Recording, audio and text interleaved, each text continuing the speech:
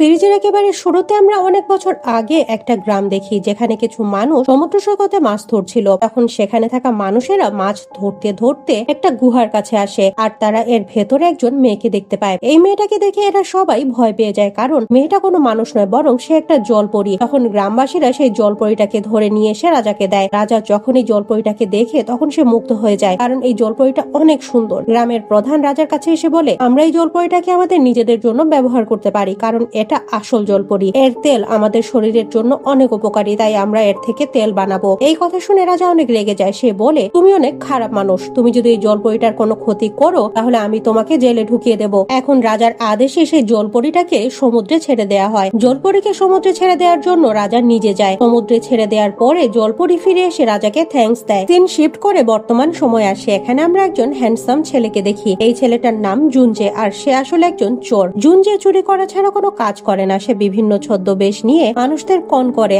আর তাদের সবকিছু লুটপাট করে। জুনজেকে আমরা অনেক বড় কন আর্টিস্টও বলতে পারি। আসলে সে একটা অনেক বড় কোম্পানিকে লুটার জন্য আজকে এসেছে। তাকে এই কাজে তার দুই বন্ধু সাহায্য করে। জুনজে আর তার একজন বন্ধু উকিলের পরিচয় দিয়ে কোম্পানির ভেতরে এন্টার করে, আর তাদের আরেক বন্ধু সিকিউরিটি সিস্টেম হ্যাক করে। এরা কোম্পানি থেকে চুরি করে নিজ নিজ বাসার উদ্দেশ্যে রওনা হয়ে যায়। আমরা দেখি যে জুনজে একটা প্লেনে বসে আছে। সে প্লেনে করে সিওল শহরে যাচ্ছে। তখন এয়ার হোস্টেস এসে তাকে বলে, আমি আমার জীবনে অনেকবার সিওল গিয়েছি। আমি শুনেছি যে সিওলের সমুদ্রে নাকি মারমেইড মানে জলপরি আছে, কিন্তু আমি কখনো কোনো জলপরি দেখিনি।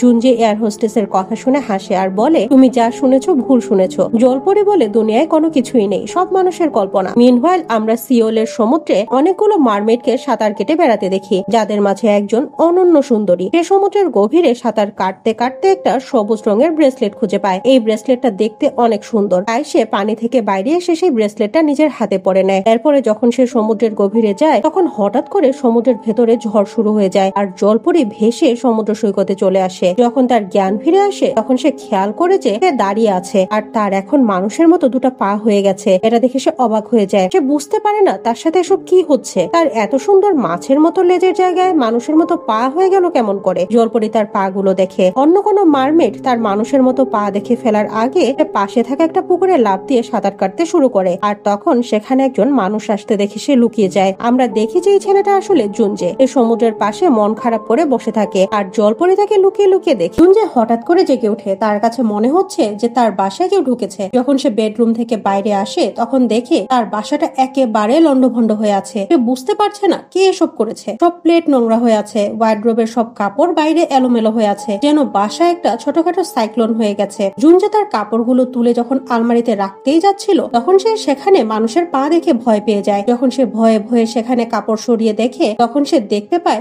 এখানে একজন সুন্দরী মেয়ে লুকিয়ে আছে। এই মেয়েটা আর কেউ নয়, বরং সেই জলপরিটা যে একটু আগে সমুদ্রে সাঁতার কাটতে গিয়ে সবুজ রঙের ব্রেসলেটটা খুঁজে পেয়েছিল। সে এখন একটা সুন্দরী মেয়েতে কনভার্ট হয়ে গেছে। জুনজে জলপরিকে জিজ্ঞেস করে, তুমি কে আর আমার আলমারির ভেতরে কি করছো? সময় জুনজে খেয়াল করে যে এই মেয়েটা তার ফেভারিট ড্রেসটা পরে আছে। এটা দেখে জুনজে রেগে যায় আর সেটা খুলতে যায়। তখন জলপরি জুনজেকে সজোরে লাথি দেয়। বেচারা জুনজে এক লাথি খেয়ে দূরে ছিটকে পড়ে। জুনজে উঠে জলপরিকে বলে, আচ্ছা তার মানে তুমি কারাটে জানো, আমার সাথে ফাইট করতে চাইছো? তখন জুনজে খেয়াল করে যে মেয়েটার হাতে কিছু একটা আছে। তার কাছে মনে হয় মেয়েটা কিছু চুরি করেছে, তাই সেটা দেখার জন্য মেয়েটার কাছে যায়। কিন্তু জলপরি আবার জুনজেকে এক লাথি দিয়ে দূরে ছুড়ে দেয়। জুনজে এতটাই অবাক হয় যে সে ব্যথা পেয়েও হাসতে শুরু করে। তখন জুনজে বলে, দেখো তুমি এখান থেকে চলে যাও, না হলে আমি তোমাকে মেরে মেরে কিমা করে দেবো। তখন জলপরি ছুটতে শুরু করে আর জানালায় গিয়ে আটকে যায়। আসলে এই জানালা দিয়ে সমুদ্র দেখা যাচ্ছে আর জলপরিটা সমুদ্র যেতে চাইছিল, কিন্তু সে জানে না যে এই জানালায় কাঁচ লাগানো আছে। জলপরি কাঁচের সাথে ধাক্কা খেয়ে অজ্ঞান হয়ে যায়। জুনজে জলপরিটাকে পাগল মনে করে বেঁধে রাখে আর পুলিশকে কল করে। এরপরে এভিডেন্সের জন্য জুনজে মেয়েটার কিছু ছবি তুলে। এরপর তার হাতে মুষ্টি খুলে দেখতে চায় যে সে কি চুরি করেছে, কিন্তু জুনজে অবাক হয়ে দেখে এই মেয়েটা একটা চেরি চুরি করেছে। এটা দেখে জুনজে হাসতে হাসতে গড়াগড়ি দিতে থাকে। কিছুক্ষণ পর পুলিশ এসে মেয়েটাকে অ্যারেস্ট করে নিয়ে যায়। পুলিশ স্টেশনে আসার পরে পুলিশ অফিসার জলপরিকে জিজ্ঞেস করে, তুমি কে আর কোথা থেকে এসেছো? কিন্তু জলপরি এর কোনো উত্তর না দিয়ে টিস্যু পেপার নিয়ে খেলতে থাকে। আসলে সে জলপরি হওয়ার কারণে মানুষের মতো কথা বলতে পারে না। যখন পুলিশ অফিসার জোর করে তার পরিচয় জানতে চায় তখন মেয়েটা একটা পুলিশ অফিসারের নাকে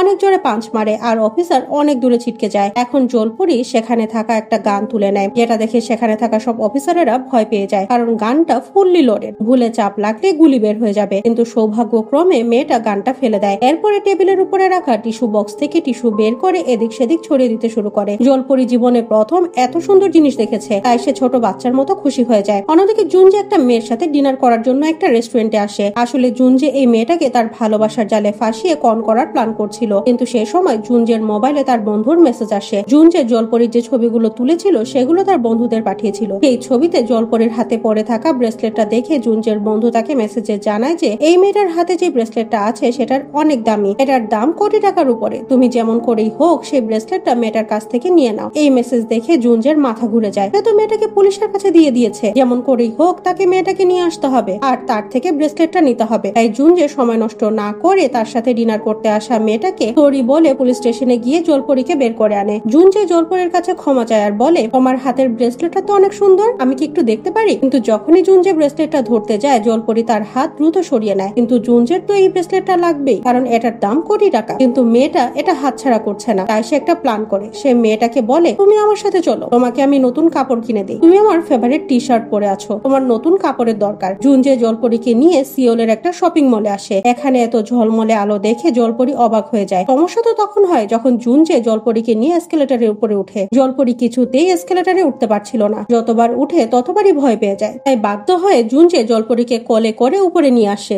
যখন জুনজে জলপরিকে কোলে করে নিয়ে উপরে আসছিল তখন সে মেয়েটার পায়ে অনেক আঘাতের চিহ্ন দেখে জুনজের মনে পড়ে যে মেয়েটা যখন থেকে তার সাথে আছে সারাক্ষণ খালি পায়ে হেঁটেছে, তার মানে মেয়েটার কোনো জুতা নেই। তাই সে জলপরিকে নিয়ে একটা জুতার শোরুমে আসে আর তাকে সুন্দর জুতা কিনে দিয়ে পড়তে বলে, কিন্তু মেয়েটা জুতা পড়তে জানে না। সে জুতাগুলো পায়ের জায়গায় হাতে পড়ে। এটা দেখে জুনজে তাকে জুতা পরিয়ে দেয়। এরপরে জুনজে জলপরিকে একটা কাপড়ের শোরুমে নিয়ে এসে কাপড় কিনে পড়তে বলে, কিন্তু এখানেও মেয়েটা কাপড় পরতে পারে না। সে মাথায় কাপড় আটকে বের হয়ে আসে। এটা দেখে শোরুমে থাকা সবাই হাসতে শুরু করে। জুনজে জলপরিকে শিখিয়ে দেওয়ার পরে সে ঠিক মতো কাপড় পরে বাইরে আসে, কিন্তু যখন জলপরি জামা পরে ট্রায়াল রুম থেকে বাইরে আসে তখন সে সেখানে জুনজেকে দেখে না। তাই সে জুনজেকে খুঁজতে খুঁজতে বাইরে চলে আসে। এদিকে জুনজে ফিরে এসে জলপরিকে খুঁজে না পেয়ে পাগলের মতো মেয়েটাকে খুঁজতে শুরু করে। অনেকক্ষণ ধরে খোঁজার পরে জুনজে জলপরিকে খুঁজে পায়। সে একটা জায়গায় বসে ললিপপ খাচ্ছিল। এটা দেখে জুনজে বুঝতে পারে যে হয়তো মেয়েটার ক্ষুধা লেগেছে। তাই সে মেয়েটাকে নিয়ে একটা রেস্টুরেন্টে আসে আর তার জন্য নুডলস অর্ডার করে, কিন্তু জলপরি নুডলস গুলো পশুর মতো করে খেতে শুরু করে। এটা দেখে জুনজের অনেক লজ্জা লাগে। এখন জুনজে মেয়েটাকে কেমন করে নুডলস খেতে হয় সেটা শেখায়।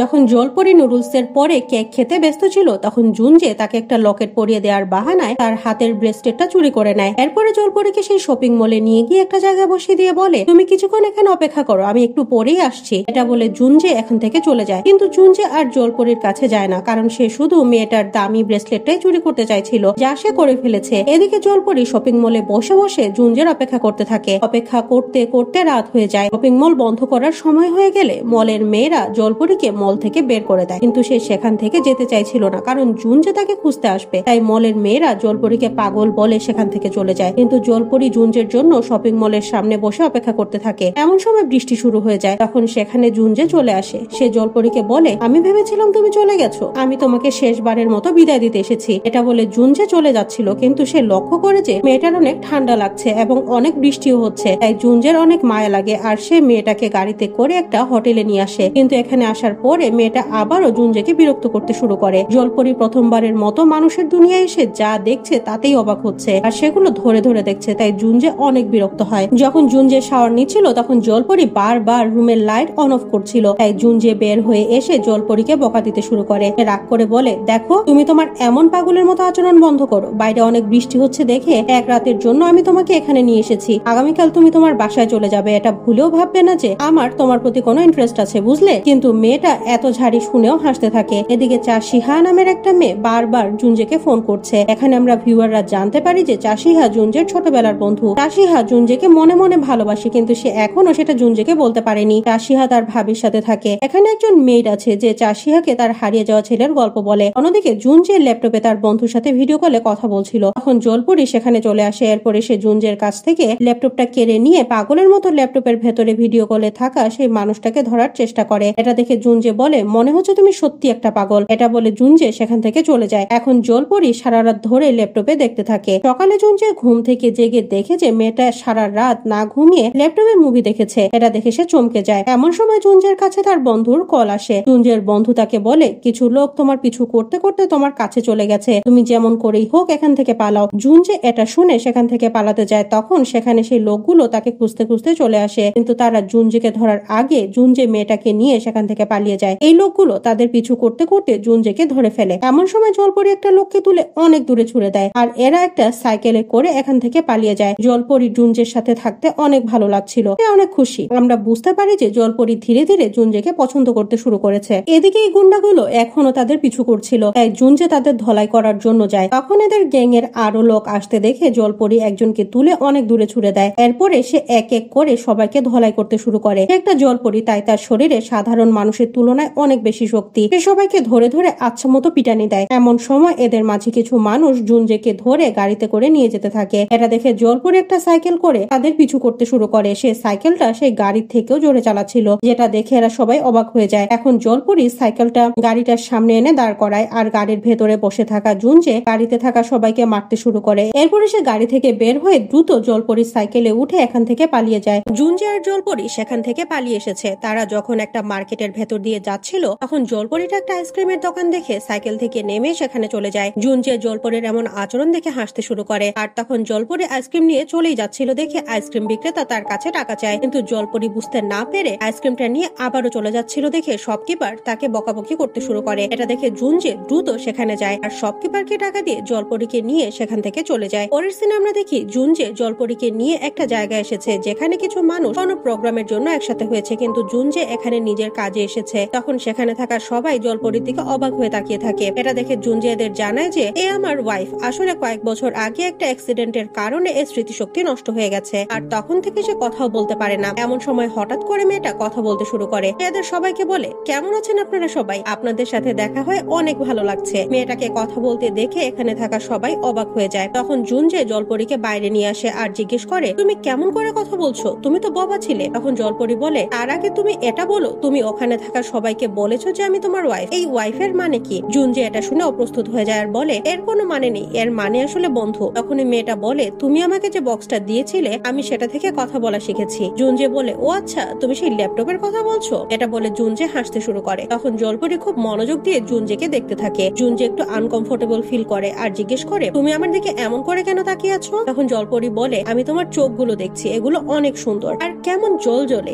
জুনজে জলপরির কথায় লজ্জা পেয়ে বলে ইস কি যে বলো, তবে হ্যাঁ মাঝে মাঝে আমার চোখ জলজল করে। আসলে আমি ছোটবেলা থেকেই অনেক স্মার্ট। আমার মা ছোটবেলায় যখনই আমাকে নিয়ে বাইরে যেত সবাই আমাকে আদর করতো। এরপরে জুনজে জিজ্ঞেস করে এসব কথা বাদ দাও, তুমি আমাকে এটা জানাও তুমি কে আর কোথা থেকে এসেছো? তুমি কি কোনো এলিয়েন? কারণ তোমার আচরণ অনেক অদ্ভুত। এটা শুনে মেয়েটা কোনো উত্তর না দিয়ে হাসতে থাকে। পরের সিনে আমরা দেখি যে রাতে জুনজে আর জলপরি একটা হোটেলে থাকার জন্য যায়। এমন সময় জলপরির পানি পিপাসা লাগে, তাই জুনজে তাকে সামনে রাখা ওয়াটার ফিল্টার থেকে পানি খেতে বলে, কিন্তু জলপরি সেখানে গিয়ে পুরো গ্যালন তুলে পানি খেতে থাকে, যেটা দেখে জুনজে ও হোটেলের ম্যানেজার অবাক হয়ে যায়। জুনজে এই লোকটাকে বলে মনে হয় আমার ওয়াইফ এখন একটু বেশি সুস্থ হয়ে গেছে। এটা বলে সে হাসতে শুরু করে। মিনওয়াইল জুনজে আর জলপরি হোটেলের একটা রুমে যায়। জলপরি বিছানায় শুয়ে জুনজেকে জিজ্ঞেস করে তুমি কি আমাকে বলতে পারবে ভালোবাসা আসলে কি? তখন জুনজে বলে ভালোবাসা একটা খুব বাজে জিনিস। যদি কেউ কাউকে ভালোবাসে তাহলে তার কোনো অস্তিত্বই থাকে না, কারণ সেই ব্যক্তি সম্পূর্ণভাবে সামনের জনের হয়ে যায়। তুমি কখনো কাউকে ভালোবেসো না। জলপরি জুনজেকে বলে কিন্তু আমি তো তোমাকে ভালোবাসি। এটা শুনে জুনজে জলপরিকে বকতে শুরু করে। সে বলে তুমি তো দেখি সত্যি সত্যি একটা আস্ত পাগল, তোমার মাথায় দেখি কিছুই ঢুকে না। তখন মেয়েটার অনেক ক্ষুধা লাগিয়ে দেখে জুনজে তাকে নুডলস খেতে দেয়। এরপরে তাকে জিজ্ঞেস করে আচ্ছা আমাকে এটা বলো তোমার বাবা মাকে? জলপরি পাল্টা তাকে প্রশ্ন করে বাবা মা